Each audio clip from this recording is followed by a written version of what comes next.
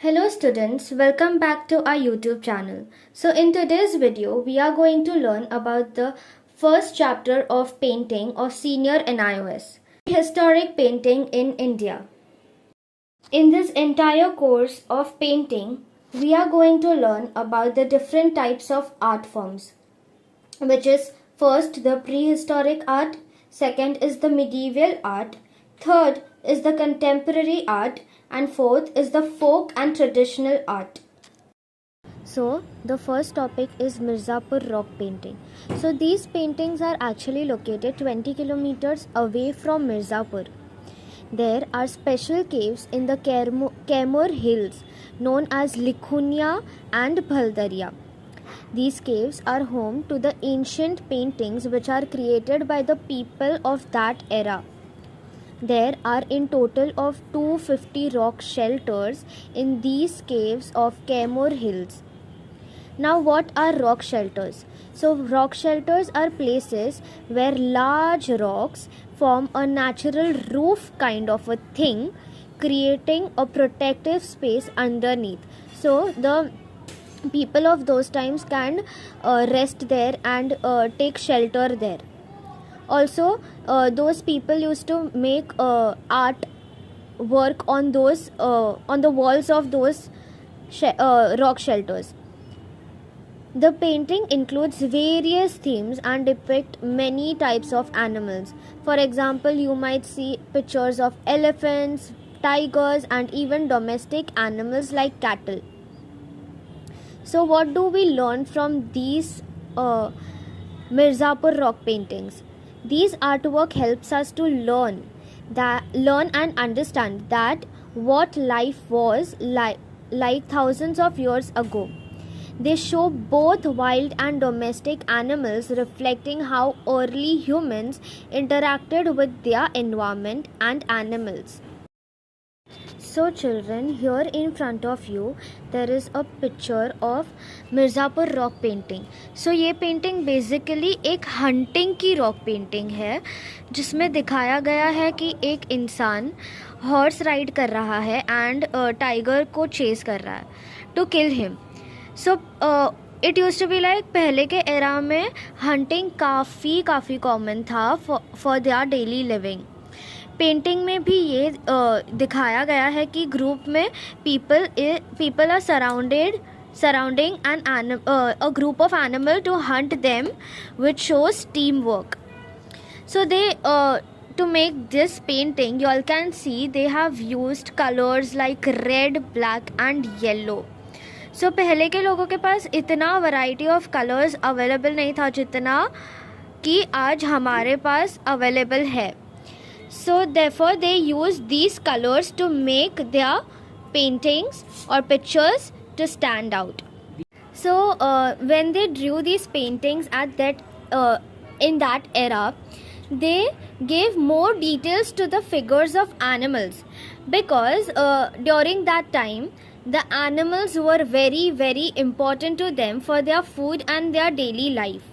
Also those animals can be the animals they used to see often around themselves. So they wanted these animals to look as real and detailed as possible in those paintings. So what do we learn from this painting? These paintings helps us to learn and understand about the people who made them. They also show us what was important to those people, like which animal they saw often and what they valued. By looking at these details, we can clearly say and learn their way of life. So our next topic is Pachmari painting. Pachmari is a very beautiful hill station which is located in Madhya Pradesh. So the rock shelters present on these hills shows different paintings. You know, the word Pachmari comes from the story of Mahabharata. It is a short form of Panch Mahari. Here Panch means 5 and Mahari means caves. According to this story, the 5 Pandavas from Mahabharata lived in these caves. So this is a painting of Pachmahari in front of you. You all can see on the screen. Its name is Row of Cows.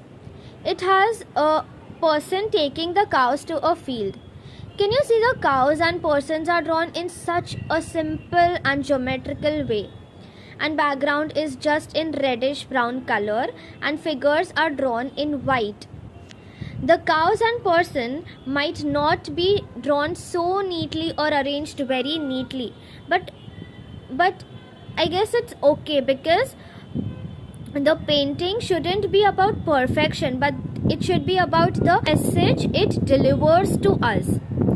Even with the simple shapes and colors, the picture still feels complete and makes sense, and we can actually understand what the picture is trying to tell us.